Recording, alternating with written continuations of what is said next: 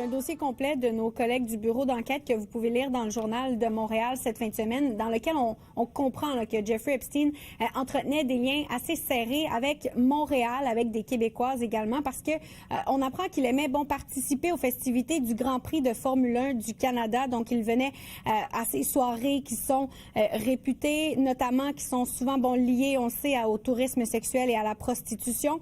Et on a donc demandé là, aux promoteurs du Grand Prix de Montréal de réagir à ce sujet. On nous dit que le groupe de course Octane n'émettra pas de commentaires puisque le promoteur n'avait aucun lien avec cet individu. Toutefois, dans des échanges de courriels là, que Jeffrey Epstein avait envoyés à l'un de ses amis en 2010, il utilise un langage grossier, vous le voyez, pour décrire les femmes qu'il voit dans les fosses du Grand Prix.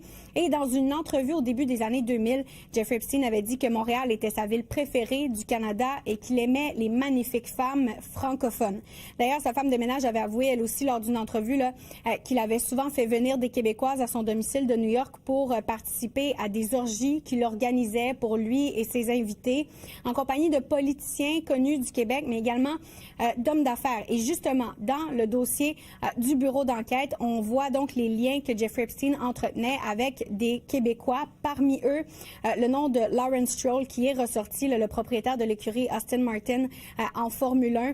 Son chemin avait croisé celui de Jeffrey Epstein au moment où il était propriétaire de Tommy Hilfiger. Il avait également échangé des courriels avec Ghislaine Maxwell, donc que vous voyez à l'écran. On a posé la question à un expert. Est-ce qu'il se pourrait que ces gens doivent témoigner devant le Congrès? On vous laisse entendre.